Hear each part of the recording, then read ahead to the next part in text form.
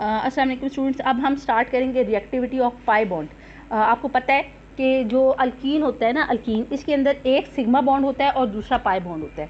तो पिछला जो हमने टॉपिक था मीथेन, उसमें हमने इनर्टनेस ऑफ सिग्मा बॉन्ड पढ़ी थी। ठीक है, हमने अल्केन की रिएक्टिविटी की अल्केन की अनरिएक्टिविटी की दो वजूहात पढ़ी थी। एक तो ये कि जो अल्केन के अंदर जितने बॉन्ड हैं वो नॉन पोलर है, इसकी वजह से वो अनरिएक्टिव है। दूसरा हमने ये पढ़ा था कि जो उसके अंदर जितने बॉन्ड होते हैं वो सिंगल बॉन्ड या सिग्मा बॉन्ड होते हैं, और सिग्मा बॉन्ड जो होता है वो रिएक्ट नहीं करता। क्यों? क्योंकि उसके इलेक्ट्रॉन्स को न्यूक्लियस ने बड़ी मजबूती से खींचा होता है। और दूसरी बात है कि ये इलेक्ट्रॉन ना किसी इलेक्ट्रोफाइल पे अटैक करते हैं, ना ही कोई न्यूक्लियोफाइल इनके ऊपर अटैक करते हैं। तो आज आपको पता है कि अल्कीन जो होते हैं इसमें carbon to carbon double bond मौजूद होता है।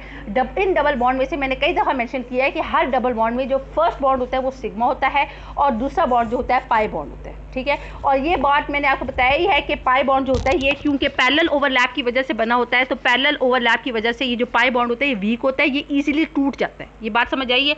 जो सिग्मा बॉन्ड होता है वो हेड ऑन ओवरलैप, ये आपने चैप्टर नंबर 6 में फर्स्ट ईयर की बात पढ़ी होगी कि जो सिग्मा बॉन्ड होता है वो हेड ऑन ओवरलैप की वजह से बना होता है और उसको तोड़ना इसी वजह से बड़ा मुश्किल होता है। ठीक है, और जो उस केस में जो सिग्मा बॉन्ड होता है उसमें इलेक्ट्रॉन डेंसिटी होती है, it is along the line joining the two nuclei, यानी वो जो इलेक्ट्रॉन्स होते हैं वो दोनों न्यूक्लियाई के दरमियान होते हैं और वो न्यूक्लियाई उनको बड़ी तेज स्ट्रांगली खींच रहे होते हैं, इसी वजह से इसको तोड़ना बड़ा मुश्किल होता है। लेकिन पाई बॉन्ड जो होता है ये पैरेलल ओवरलैप की वजह से बना होता है, यानी इस केस में डायरेक्ट ओवरलैपिंग भी नहीं होती, और इसी वजह से ये जो इलेक्ट्रॉन्स होते हैं they are not along the line joining the two nuclei but they are above and below the line joining the two nuclei. The electrons are not found along the line joining the two nuclei, rather they are found above and below the line joining the two nuclei. इसकी वजह से क्या होता है कि उन electrons के ऊपर न्यूक्लियस का इन्फ्लुएंस कम होता है। तो जाहिर बात है क्योंकि उनके ऊपर न्यूक्लियस का इन्फ्लुएंस कम होता है तो जाहिर बात है इस बॉन्ड को तोड़ना आसान होता है। सेकंड, इसकी बात वही है, मैं सेकंड वही इनर्टनेस वाली ऑफ सिग्मा बॉन्ड को लेके चलती हूँ कि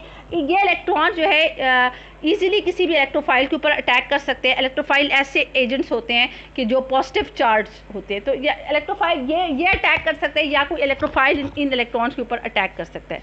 ठीक है, तो इसी वजह से ये दो वजह कि ये जो पाई बॉन्ड होता है ज़रा वीक होता है, और इन इलेक्ट्रोफाइल जो होते हैं, इलेक्ट्रोफाइल क्या होते हैं, ऐसी जो होते हैं सब्सटेंसेस होते हैं जिनके ऊपर पॉजिटिव चार्ज होता है। तो हाँ जी, ऐसे पार्टिकल्स या ऐसे सब्सटेंसेस जिनके ऊपर पॉजिटिव चार्ज है वो इनके ऊपर अटैक करते हैं। तो इसी वजह से ये जो पाई बॉन्ड होता है ये बड़ा रिएक्टिव होता है, और पाई बॉन्ड रिएक्टिव होता है और पाया जाता है अल्कीन के अंदर, इसी वजह से अल्कीन भी रिएक्टिव है। उसकी वजह क्या है कि उनके अंदर जो दूसरा बॉन्ड पाया जाता है, पहला बॉन्ड तो सिग्मा है जो कि स्ट्रॉन्ग बॉन्ड है, लेकिन जो दूसरा बॉन्ड जो पाई बॉन्ड है वो वीक बॉन्ड है। ठीक है, तो यही बात हम ज़रा मैं इस पैराग्राफ में पढ़ के आपको बता देती हूँ।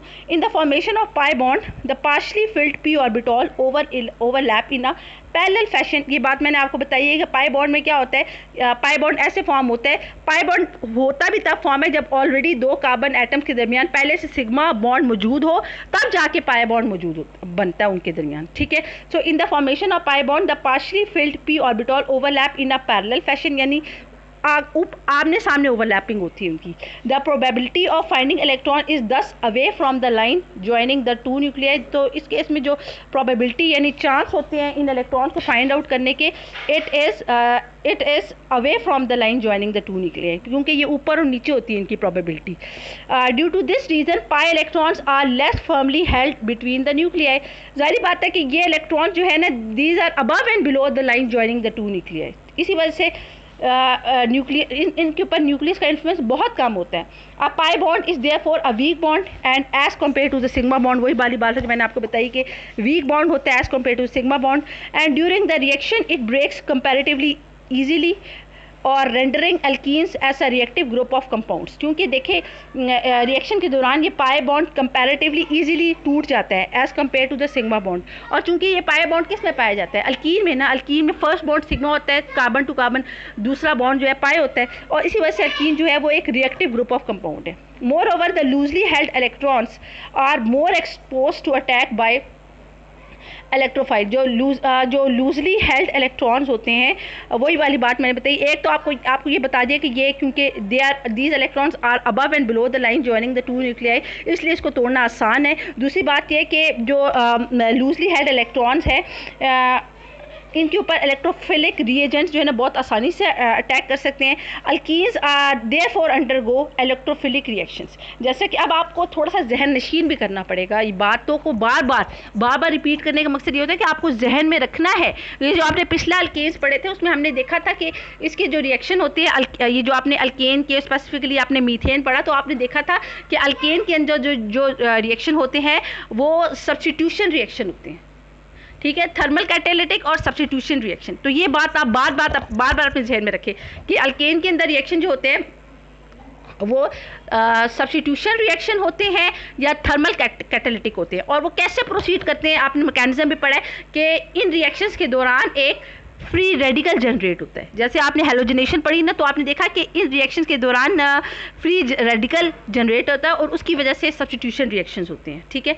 लेकिन अल्कीन्स में जो रिएक्शंस होते हैं वो इलेक्ट्रोफिलिक रिएक्शंस होते हैं। तो अब आप इस बात से समझ लें कि इसमें इलेक्ट्रोफाइल जो होगा वो इस रिएक्शन के मैकेनिज्म में जैसे आप आगे बढ़ेंगे तो आपको पता चलेगा कि इलेक्ट्रोफाइल का बहुत इंपॉर्टेंट का किरदार होगा इनके अल्कीन्स के जो रिएक्शंस में। जैसे आपने अल्केन्स के रिएक्शन में फ्री रेडिकल की वजह से वो रिएक्शन प्रोसीड हो रहे थे ना, तो इसके जो रिएक्शंस हैं वो इलेक्ट्रोफाइल की वजह से आगे प्रोसीड करेंगे। तो इसके रिएक्शन जो है दे अंडरगो इलेक्ट्रोफिलिक रिएक्शंस, बल्कि आगे जाके आप ये भी पढ़ेंगे कि इलेक्ट्रोफिलिक एडिशन रिएक्शंस होंगे। यानी एडिशन का मतलब है कि पूरा रिएजेंट ऐड हो जाएगा।